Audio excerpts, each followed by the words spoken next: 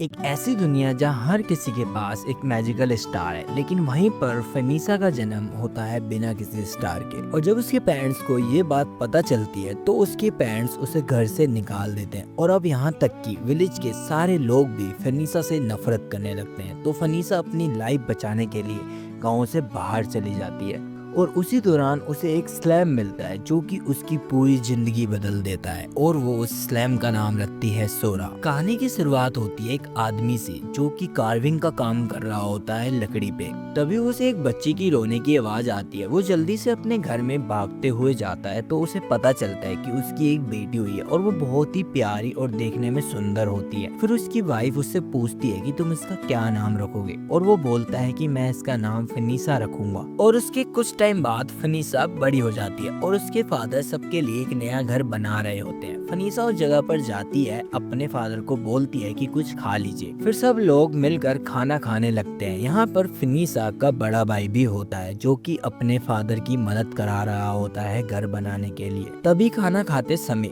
फनीसा के गले में ब्रेड का टुकड़ा अटक जाता है। तभी उसके फादर पानी को क्रिएट कर देते हैं अपने मैजिक से और फनीसा को पानी पिला देते हैं। तभी उसका बड़ा भाई बोलता है तुम्हें आराम से खाना चाहिए, नहीं तो खाना तुम्हारे गले में अटक जाएगा। फनीसा बोलती है अब मैं बड़ी हो रही हूँ इसलिए मुझे ज्यादा खाना खाना है। फिर इसके बाद सभी लोग घर आ जाते हैं। अब घर में फनीसा अपनी माँ की हेल्प कराने लगती है बाकी सारे कामों में, जैसे कि खाना गर्म करने में और खाने को टेबल पर लगाने में। तभी उसका बड़ा भाई उसको चिढ़ाते हुए बोलता है कि तुम्हें भी मैजिक सीख लेना चाहिए जिसकी मदद से तुम भी बाकी सारे काम आराम से कर पाओगी। लेकिन तभी उसकी माँ बीच में आ जाती है डिफेंस के लिए और बोलती है तुम चिंता मत करो, मेरी बेटी बहुत ही जल्दी मैजिक सीख लेगी और वो खुद से सारे मैजिक सीखेगी। और उसके बाद सभी लोग एक परिवार की तरह साथ में मिलकर खाना खाते हैं और खाना खत्म होने के बाद फनीसा अपने टॉय से खेलने लगती है और वो बोलती है मेरा बर्थडे आने वाला है। तभी उसके फादर बोलते हैं कि हाँ हमें पता है और मैं इस बार तुम्हें एक स्पेशल गिफ्ट भी दूंगा। और फिर उसकी माँ बोलती है कि इस बार तुम्हारा 5th बर्थडे आने वाला है, क्या तुम एक्साइटेड हो। पूरी फैमिली की आपस में बात चल रही होती है। तभी उनके डोर पर नॉक होता है। जब डोर खोला जाता है तो उन्हें पता चलता है कि उसके घर के बाहर एक औरत है जिसका नाम है लोबा। वो इस विलेज की फॉर्चून टेलर है, मतलब वो किसी का भी फ्यूचर बता सकती है। वो बताती है कि मैं यहाँ पर आई हूँ ताकि मैं फनीसा को कांग्रेचुलेशन कर सकूँ उसके 5th बर्थडे के लिए और उसको गुड लक चार्म दे सकूँ ताकि वो आने वाले टाइम में अच्छी मैजिकल पावर को सीख सके। तभी लोबा को याद आने लगता है जब वो पहली बार फनीसा से मिली थी जब फनीसा केवल 2 साल की थी और लोबा को पता चल गया था फनीसा अपने ही पुराने जन्म के बारे में जानती है। इसलिए उसने कहा था फनीसा से अपने पुराने जन्म के बारे में किसी को मत बताना, नहीं तो इसकी वजह से तुम्हें प्रॉब्लम हो सकती है। और फनीसा वादा करती है कि मैं अपने पुराने जन्म के बारे में किसी को भी नहीं बताऊंगी। अब हम देखते हैं यहाँ पर प्रेजेंट का सीन। लोबा यहाँ पर प्रे कर रही होती है फनीसा के लिए और उसे बोलती है तुम हमेशा खुश रहना और लाइफ में वो करना जो तुम्हें सही लगता हो। यहाँ पर लूबा ये बोलकर जा रही होती है, लेकिन जब लूबा उसके घर से बाहर निकल जाती है वो फिर से पीछे मुड़कर देखती है घर को और यहाँ पर लूबा थोड़ी सी परेशान लगती है। इसके बाद वो बड़ा दिन आ जाता है जिस दिन फनीसा का बर्थडे है, यानी आज फनीसा पूरे 5 साल की हो गई। उसका पूरा परिवार आया होता है चर्च में। प्रे खत्म हो जाने के बाद फादर फनीसा से बोलते हैं आज हम तुम्हारे मैजिक पावर को जगाएंगे और वो उसको बोलते हैं इस होली वाटर को टच करो और उसे टच करने के बाद फनीसा वहां से चली जाती है। फिर फादर वहां पर आते हैं और कुछ मैजिक पावर का यूज करके वाटर में से एक बबल को निकालते हैं और इस बबल के अंदर मैसेज होता है फनीसा के लिए कि उसके पास किस तरह की मैजिक पावर है। वो बबल बताता है फनीसा के पास एक ऐसी स्किल है जिसका नाम है टेमर स्किल, यानी वो किसी भी मॉन्स्टर को अपने काबू में कर सकती है। इस बात को सुनते ही उसके पेरेंट्स खुश हो जाते हैं, लेकिन फिर यहाँ पर फादर चेक करने लगते हैं फनीसा के पास कितने मैजिक स्टार है, लेकिन उन्हें इस बात का पता चलता है कि फनीसा के अंदर कोई भी मैजिक स्टार नहीं है। और ये बात पता चलते ही फादर गुस्सा हो जाते हैं और वो उसकी फैमिली से बोलते हैं कि यहाँ से चले जाओ, तुम्हारी बेटी के अंदर कोई भी मैजिक स्टार नहीं है, तुमने मेरा टाइम वेस्ट किया है और अगर तुम्हें ये लगता है कि मैं झूठ बोल रहा हूँ तो पहली बात तो ये होली वाटर के अंदर से निकला हुआ मैसेज कभी झूठ नहीं होता है। फिर घर पर फनीसा के फादर लगातार दारू पीने लगते हैं और वो फनीसा को डांट रहे होते हैं कि घर में बस तुम ही एक ऐसी लड़की हो जिसके पास कोई भी मैजिक स्टार नहीं है।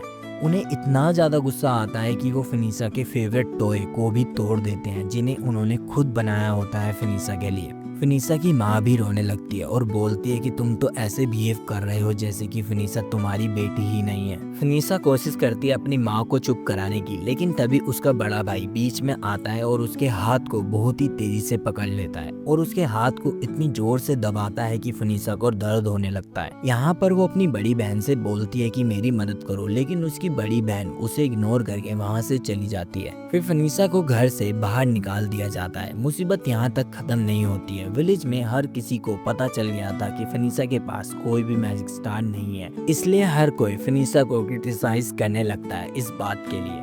और ऊपर से जितने भी बच्चे होते हैं वो फिनिसा के ऊपर पत्थर मारने लगते हैं, जिसकी वजह से उसके सर से खून निकलने लगता है। और फिर जब वो वहाँ से भागने लगती है तब विलेज का हर कोई उसे ऐसे घेर लेता है जैसे कि उसने उन सब का कुछ बिगाड़ा हो। उसको समझ में नहीं आ रहा होता है कि मुझे इतना हेट क्यों मिल रहा है। अब फिनिसा ना ही अपने घर जा सकती है ना ही विलेज में रह सकती है, तो इसलिए फिनिसा वहाँ से भाग जाती है और जंगल में इधर उधर भटक रही होती है। तभी अचानक से बारिश स्टार्ट हो जाती है और फिनिसा को जगह ढूंढनी होगी छुपने के लिए। उसकी किस्मत अच्छी थी, उसे एक छोटा सा केव मिल जाता है। वो वहाँ पर रहने लगती है, लेकिन तभी उसे ठंड लगती है और वो डिसाइड करती है कि वो आग जलाएगी। वो अपने फायर मैजिक का इस्तेमाल भी करती है, लेकिन जब भी वो आग नहीं जला पाती है और फिर वो बेहोश हो जाती है। फिर जब फिनिसा होश में आती है तो वो देखती है कि उसके बगल में कोई है और वहाँ पर आग भी जल रही है। उसकी हेल्प करने के लिए कोई और नहीं बल्कि लूबा आती है। वो बोलती है मुझे पता था तुम्हारे साथ ऐसा होने वाला है, इसलिए मैं यहाँ पर आ गई थी तुम्हारी हेल्प करने के लिए। और ये लो सूप, इसे पी लो, तुम्हें अच्छा लगेगा।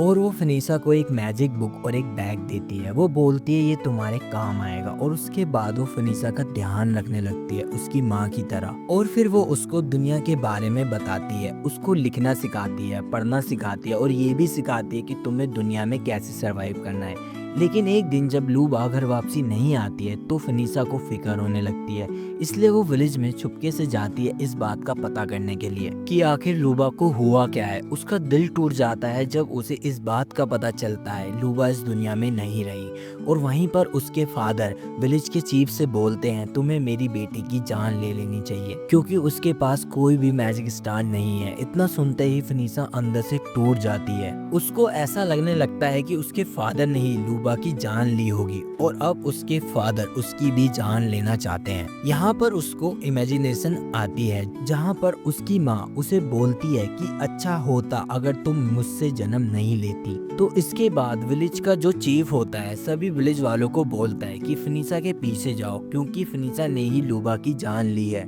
इतना सुनते ही सभी विलेज वाले गुस्सा हो जाते हैं और वो सब फिनिसा को ढूंढने लगते हैं जान लेने के लिए। फिनिसा लगातार भाग रही होती है। उसे इस बात का पता होता है कि अगर आज वो पकड़ी गई तो उसकी जान नहीं बचेगी। वो लगातार भागती हुई जंगल के बीचों बीच चली जाती है जहाँ पर वो सेफ फील करती है और वो वहाँ पर कुछ ट्रैपों को लगा देती है ताकि अगर कोई भी वहाँ पर आए उसे पता चल जाए। फिर वो अपने मैजिक बैग को बाहर निकालती है और उसके अंदर जितने भी बर्तन और कपड़े आते हैं उन्हें रख लेती है और साथ ही साथ कुछ मेडिसिन को भी रख लेती है और डिसाइड करती है वहाँ से भागने का। और यहीं से अब फिनिसा का असली स्ट्रगल स्टार्ट हो जाता है। फिर अगले दिन वो एक ऐसी जगह पहुँचती है जहाँ पर सारा कूड़ा कचरा रखा जाता है। उन्हीं के बीच में फिनिसा को एक हथियार दिखता है, लेकिन वो हथियार बहुत ही ऊपर होता है। जब फिनिसा उसे खींच रही होती है तो उसके ऊपर काफी सारे हथियार गिर जाते हैं, लेकिन उसे कुछ नहीं होता है। वो बहुत ज्यादा खुश होती है क्योंकि उसी की वजह से उसे बहुत सारे कपड़े मिल जाते हैं और मैजिक पोर्शन मिल जाते हैं और एक मैप भी मिलता है। तभी वहाँ पर एक आदमी आ जाता है जो कि अपने स्लेम्स को बोलता है कि इस सारे कचरे को खा जाओ और ये सब खत्म कर दो। फिर फिनिसा डर के छुप जाती है। उसको इस बात का पता चलता है कि उसके ऊपर बाउंड्री रखी गई है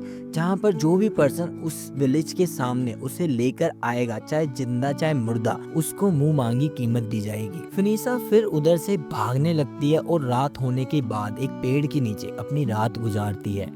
अगले दिन फिनिसा कहीं जा रही होती है, तभी पानी के अंदर से काफी सारे स्लिम्स उसके पास आने लगते हैं। फिर फिनिसा लगातार भागने लगती है उन स्लिम्स से बचते हुए, लेकिन वो स्लिम्स उसका पीछा करने लगते हैं। तभी फिनिसा एक हील के ऊपर से गिर जाती है और गिरने की वजह से उसे चोट लग जाती है, लेकिन वो अपने हीलिंग पोर्शन को यूज करती है अपनी चोट को भरने के लिए। जब वो उठती है तो उसे पता चलता है कि उसके सामने एक बहुत ही सुंदर लेक है। वो डिसाइड करती है यहीं पर नहाने जाने का। पानी के अंदर जाते ही उसे बहुत ज्यादा रिलैक्स मिलता है और फिर यहाँ पर फिनिसा डिसाइड करती है कि अब वो डर कर नहीं भागेगी और अपनी लाइफ को अपने तरीके से जिएगी। और तभी वो अपने बालों को काट लेती है एक लड़कों की तरह, ताकि कोई भी उसे पहचान न सके। फिर मैजिक बैग में से लड़कों के कपड़े निकालती है और उन्हें पहन लेती है। और अब यहाँ पर फिनिसा को एक नया नाम भी चाहिए होगा, तो वो अपना नाम रखती है आइवी।